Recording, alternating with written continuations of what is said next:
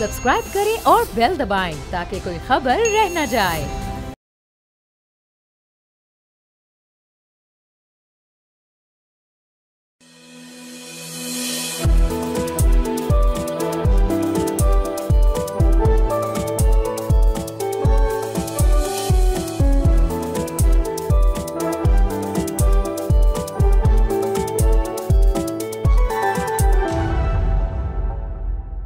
बिस्मिल्लाहिर्रहमानिर्रहीम। अस्सलाम वालेकुम नाज़रीन, प्रोग्राम फ्रंट पेज के साथ मैं हूँ मोइसर रहमान। नाज़रीन, आज प्रोग्राम का आगाज़ करते हैं न्यूयॉर्क टाइम्स, जो कि एक आलमी जरीदा है, one of the biggest newspapers in the world. वहाँ पे एक बड़ा ज़बरदस्त आर्टिकल शाया हुआ है कि किस तरह Pakistan most powerful man steps out of the shadows to confront India. उन्होंने तारीफ़ की है हमारे सिपह सलार जनरल आसिम मुनीर की, किस तरह फ्रंट फुट पे आके खेला है और भारत को बिल्कुल धूल चटाई है और भारत को बेसिकली अब बैक फुट पे धकेल दिया है।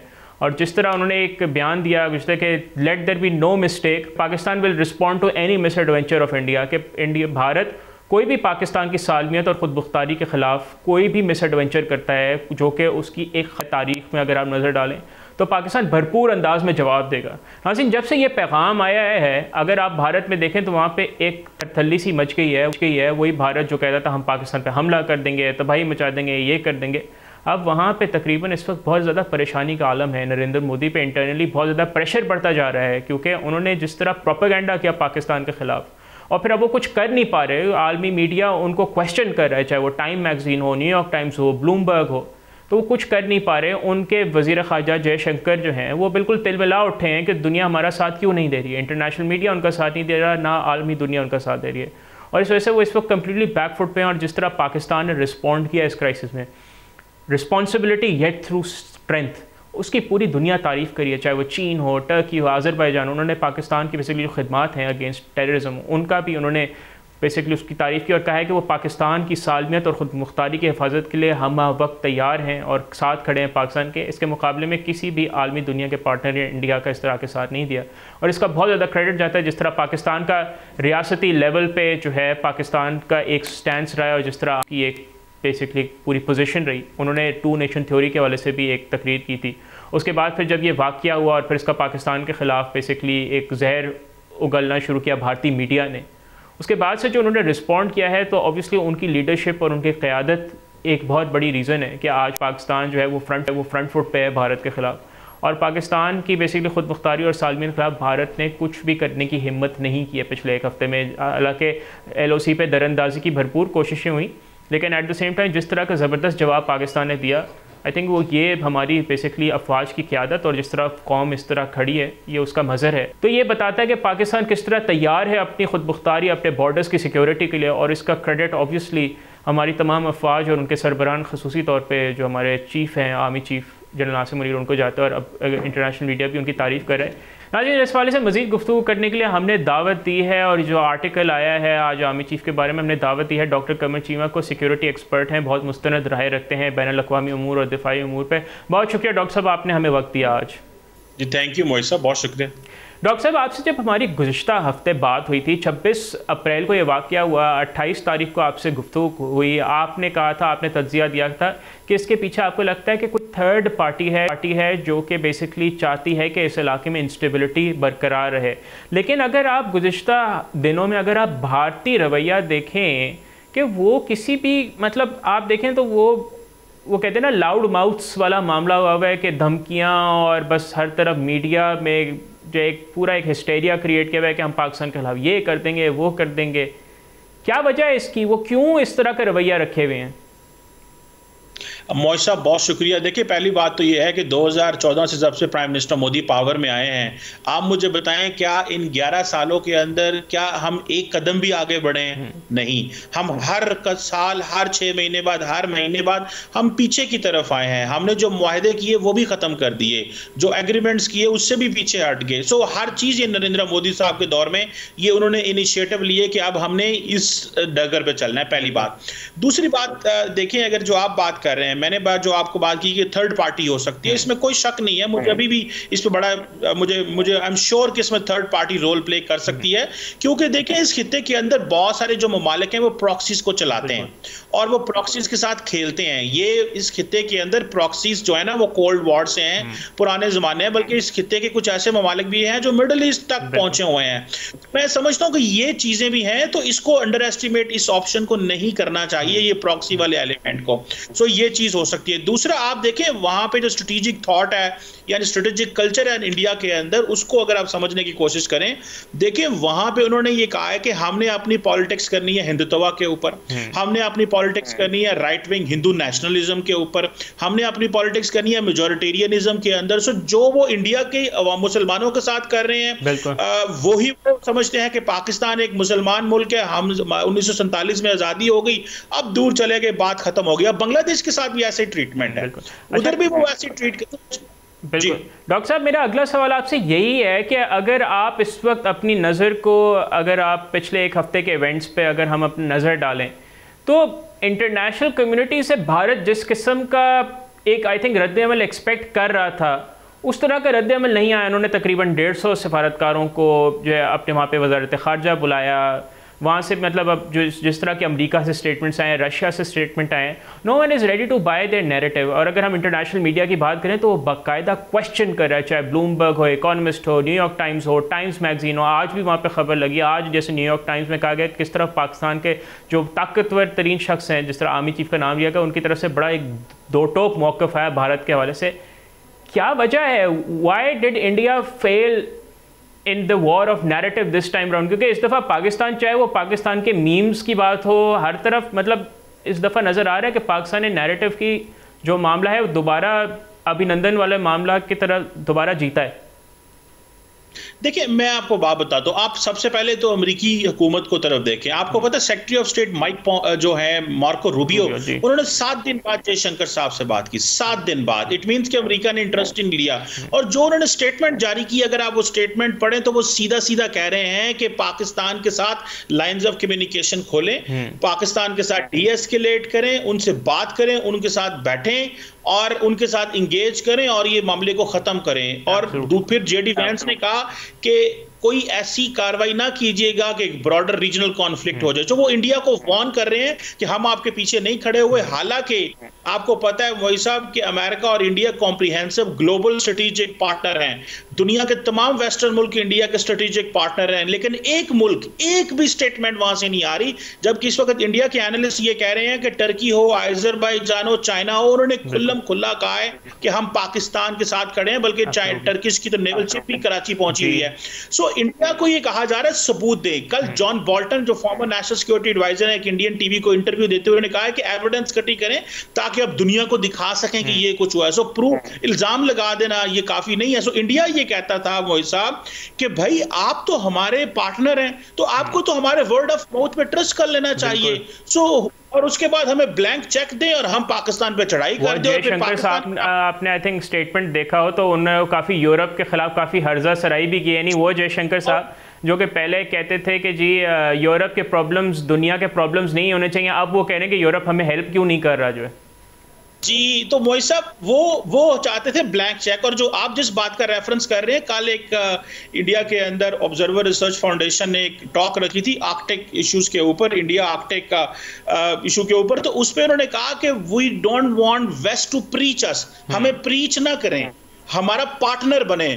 तो इंडिया के अंदर ये था कि हमने तो बहुत डिप्लोमेसी खेली है, हर रोज 6-6 ट्रिप इंडिया आ रहे हैं, इंडियंस बाहर जा रहे हैं, तो दुनिया हमारे साथ लग गई है। और इंडिया को तो ये था कि हमें दुनिया तैयार कर रही है चाइना के मुकाबले में खड़े होने में, तो पाकिस्तान के मुकाबले में तो आप हमारी मदद नहीं करते, कल को चाइना के खिलाफ हमारी क्या मदद करेंगे। सो इंडिया के अंदर बड़ी फ्रस्ट्रेशन है, बड़ी पैनिक है। और कल जो जयशंकर साहब ने स्टेटमेंट जारी की वो सिर्फ और सिर्फ पैनिक थी, वो कुछ भी नहीं था स्वाय इसके कि आप हमें लेक्चर देते हैं, आप हमें प्रीच करते हैं, आप हमें बताते हैं कि क्या करना है, आप हमारे पार्टनर बने। तो इंडिया को बेसिकली बताया जा रहा है कि जब हम आपको मना करते थे रशिया से तेल ना लें, आप तेल लेते रहे। आप कहते थे मल्टी लाइनमेंट। फिर हमने ये कहा, फिर चाइना के हवाले से जो बातें हुई उसमें भी वो इंडिया चाइना नॉर्मलाइजेशन हो गई है।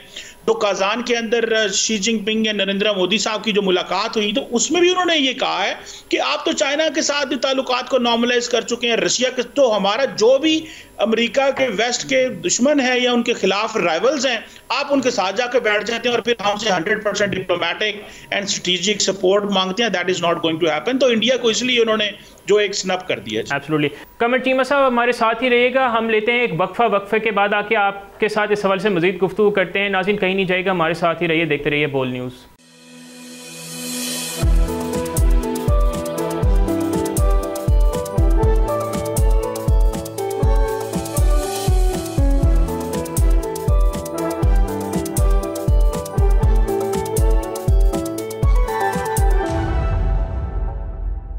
नाज़रीन welcome back to front page. Break से पहले हमने न्यूयॉर्क टाइम्स में जो एक आर्टिकल आया हमने उसका जिक्र किया। हमारे साथ डॉक्टर कमर चीमा मौजूद हैं, आइए उनसे मज़ीद गुफ्तगू करते हैं। कमर चीमा साहब, जब आपसे हमारी लास्ट वीक बात हुई थी तो पाकिस्तान के रद्द अमल के हवाले से भी गुफ्तगू हुई थी। आप पाकिस्तान के रद्द अमल जो पाकिस्तान ने जिस तरह रिस्पॉन्ड किया है उसको ऑन अ लार्जर पर्सपेक्टिव आप किस तरह देखते हो? और आज जिस तरह ऑब्वियसली न्यूयॉर्क टाइम्स ने एक आर्टिकल लिखा है जिसमें उन्होंने कहा है कि until recently Pakistan most powerful man who preferred to stay behind the scenes, यानी पाकिस्तान की वो ताकतवर तरीन शख्स जो कि मतलब बिहाइंड द सीन्स रहना चाहते थे, आर्मी चीफ का उन्होंने नाम लिया है जनरल आसिम मुनीर साहब। लेकिन जब से ये इंडिया के साथ कशीदगी शुरू हुई और इंडिया ने पाकिस्तान के खिलाफ जंगी जुनून का इजहार करना शुरू किया है, वो बिल्कुल खुल के सामने आए और बड़ा शदीद रद्द अमल दिया है। और उन्होंने ये भी इम्प्लाई किया है कि जो उनकी लीडरशिप रही है उसमें इंडिया को बैकफुट पर डाला ज़रूर है। तो आप इसको किस तरह देखते हैं? देखिए, मुझे आप बताएं, आज इंडिया जो है वो दुनिया में कोई उनकी बात मानता नहीं है। हर मुल्क ये कहता है कि पाकिस्तान के बैठ के साथ मसले हल करें, तो इंडिया तो समझता है कि अगर हमारी बात पे एतबार नहीं है और आपने हमें पाकिस्तान के साथ बैठा देना है, हमने तो डीहाइफनेट किया। आपको पता है दुनिया का कोई लीडर पाकिस्तान आए तो वो इंडिया नहीं जा सकता, जो इंडिया जाता है वो पाकिस्तान नहीं आ सकता, इस तरह डीहाइफनेट किया हुआ है। तो जब ये जो बातें पता चलती हैं कि army chief general Asim Munir जो हैं पाकिस्तान के, उन्होंने सीधा सीधा कहा है कि भाई अगर आप देखें हमारी जो पॉलिसी है ना, दैट इज क्विड प्रो को प्लस। आप हमें एक मारेंगे, हम आपको 3 मारेंगे। तो इसमें दुनिया को, और हमारे अभी रशिया में अंदर पाकिस्तान के एम्बेसडर ने सीधा सीधा कहा we will use full power जो भी हमारे पास होगी। सो पाकिस्तान की स्ट्रेटेजिक कम्युनिकेशन और देखें, आप एक बात को मोइसा दाद दें पाकिस्तान की गवर्नमेंट की, और वो ये है कि पाकिस्तान जंग रोकना चाहता है। हम एस्केलेट नहीं करना। हम दुनिया के हर मुल्क से कह रहे हैं जंग को रोकें, क्योंकि फिर जंग शुरू हो गई तो फिर हम दुनिया को कोई हमें ये ना कहे कि आप जंग रोकें, फिर हम डी एस्केलेट नहीं होगी, फिर जो हमें नताइज हासिल करने हुए हम वो हासिल करेंगे। मेरा ख्याल है यही चीज है जिसमें इंडियन साइलेंट कर रहे हैं और पाकिस्तान दुनिया के सामने कह रहा है जंग को रोकें, जिससे हमारा अच्छा पैगाम जा रहा है कि ये तो नॉक कर रहे हैं हर दरवाजा जंग को रोकने के लिए, लेकिन जिसे कहते हैं ना पीस थ्रू स्ट्रेंथ। हम अमन चाहते हैं लेकिन पूरी ताकत के साथ हम सामने आएंगे और हम पीछे नहीं हटेंगे। बिल्कुल, बहुत शुक्रिया कमर चीमा साहब, आपने बड़ी आई थिंक आपने बड़ा ज़बरदस्त को समअप किया कि पाकिस्तान अमन, लेकिन उसको पाकिस्तान की कमज़ोरी ना समझी जाए। जिस तरह इंटरनेशनल मीडिया कवर कर रहा है कि पाकिस्तान की leadership specially under the able leadership of the army chief किस तरह रही है इस तमाम हवाले से, वो उसके हवाले से हमने भी आपको बताया। और ऑब्वियसली पाकिस्तान, हर पाकिस्तानी अमन चाहता है ताकि इस रीजन में इस्तेहकाम आए, क्योंकि तकरीबन ये रीजन 2.25 अरब लोगों का एक ख़ित्ता है और जहाँ पे फोकस हुकूमतों का ये होना चाहिए कि किस तरह आम आदमी की ज़िंदगी को बेहतर कर सकें, क्योंकि ये तरक्की पजीर एक रीजन है। तो वहाँ पे इम्पोर्टेंस ये है कि लोगों की ह्यूमन डेवलपमेंट पे काम किया जाए, ना कि जो है अपने हमसाया ममालिक पे ज़ोर डालने का और जंगी जुनून का इजहार किया जाए जो भारत पाकिस्तान के ख़िलाफ़ कर रहा है। बहुत इंपॉर्टेंट है कि रीजन में पीस आए, लेकिन वो सिर्फ जब ही आ सकता है जब भारत अपने जंगी जुनून से बाहर निकले। नाज़रीन, गुज़िश्ता पूरा हफ्ता ऐसा लगता है कि दाएं बाजू की सियासत के लिए काफ़ी बुरा रहा है। जब से अमरीकी सदर डोनाल्ड ट्रंप बरसर इक़्तिदार रहे हैं, ऐसा लगता है कि जो राइट विंग पॉलिटिक्स, जिसको हम कंजर्वेटिव पॉलिटिक्स या हार्ड राइट विंग यानी दाएं बाजू की सियासत कहा जाता है, उसके लिए बुरा रहा है। इस हवाले से कि अभी गुज़िश्ता हफ्ते कनाडा में इलेक्शन हुए और वहाँ पर आपने देखा कि वो जमात कंजर्वेटिव्स की जो कि जनवरी में 26 पॉइंट्स आगे थी लिबरल पार्टी के मुकाबले में, वो इलेक्शन हार गई। और अब गुज़िश्ता रोज़ ऑस्ट्रेलिया में इलेक्शन हुए और एंथनी अल्बनीज़ जीत गए। हालांकि इस दफ़ा कहा जाता कि कंजर्वेटिव पार्टी इलेक्शंस में अच्छा परफॉर्म करेगी, बट जब से डोनाल्ड ट्रंप आए हैं दाएं बाजू की सियासत की बेसिकली जो बेसाखियाँ हैं वो काफ़ी कमज़ोर हो गई हैं। और अब बैनुल अक़वामी मीडिया कह रहा है कि डोनाल्ड ट्रंप ने ऐसा क्या कहा है जो कि ऑस्ट्रेलिया और कनाडा की जो दाएं बाजू की सियासत है उस पर उसका असर है। तो आइए आपको इस वाले से कुछ बताते हैं कि ऑस्ट्रेलिया के वज़ीर-ए-आज़म एंथनी अल्बनीज़ की अगर इंतखाबी मुहिम देखी जाए तो उसके दौरान उन्होंने कभी भी खुद को खुले अल्फाज में डोनाल्ड ट्रंप मुखालिफ रहनुमा के तौर पर पेश नहीं किया। वो हमेशा अमरीकी जमहूरी अमल का एहतराम करते रहे और साबिक अमरीकी सदर डोनाल्ड ट्रंप से मुतालिक सवालात का बराह रास्त जवाब देने से गुरेज करते रहे। उनका बेसिकली नाज़रीन जो फोकस था वो ऑस्ट्रेलिया के अंदरूनी मसाइल बिलखसूस बजट सरप्लस और महंगाई के खिलाफ इकदामात पर रहा। उन्होंने डोनाल्ड ट्रंप की मुतनाज़ तजारती पॉलिसीज़ बिलखसूस टैरिफ पर कोई जारहाना मौक़िफ़ इख्तियार नहीं किया और कहा कि वो जवाबी कार्रवाई में दिलचस्पी नहीं रखते। इसके बावजूद डोनाल्ड ट्रंप का असर ऑस्ट्रेलिया के इंतखाबात पर पूरी शिद्दत से महसूस किया गया।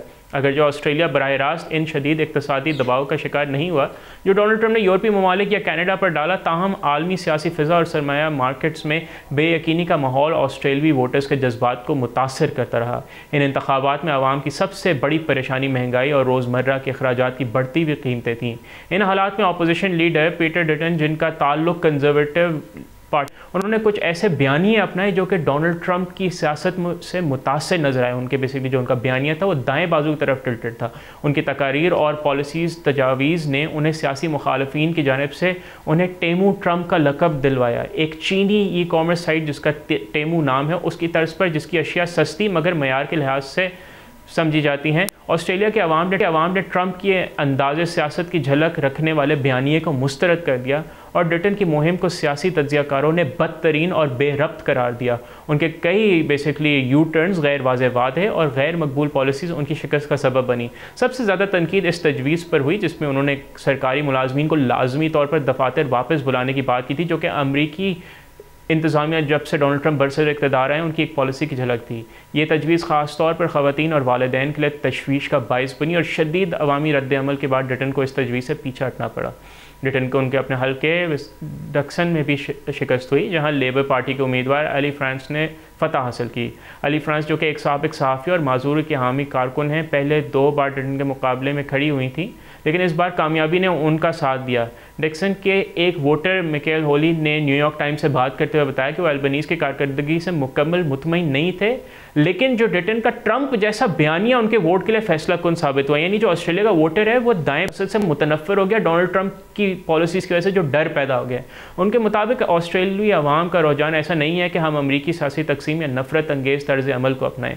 हम ऐसी सियासत से दूर रहना चाहते हैं। और इसी हल्के के एक और वोटर 81 साला रिन रिचर्डसन ने कहा कि मुझे लगता है कि डटन ने डोनाल्ड ट्रंप को बहुत ज़्यादा देखा, उसकी पॉलिसीज़ बगैर सोचे समझे और नाकाबिल अमल लगती थी।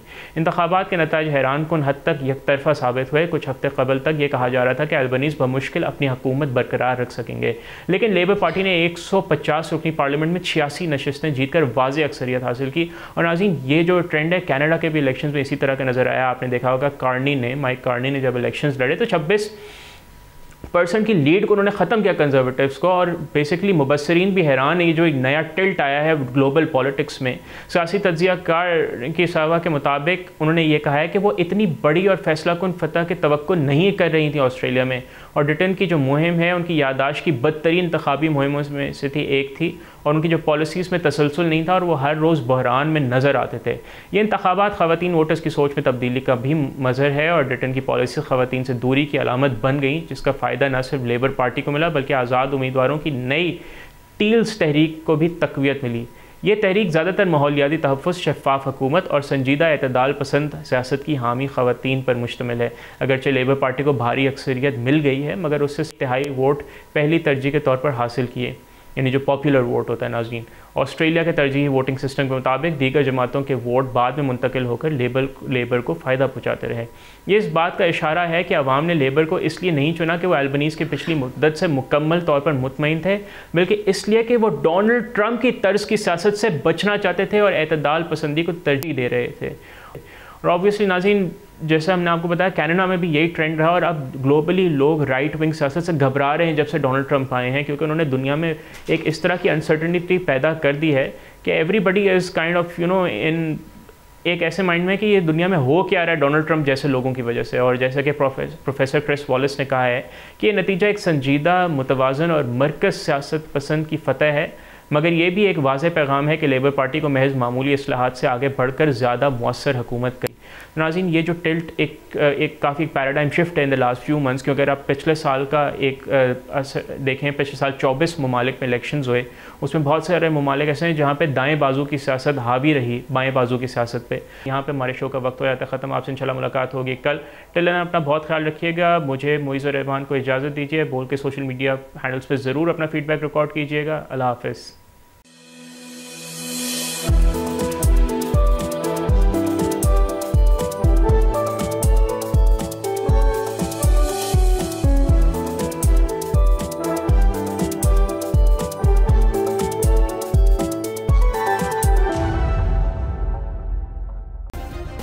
सब्सक्राइब करें और बेल दबाएं ताकि कोई खबर रह न जाए।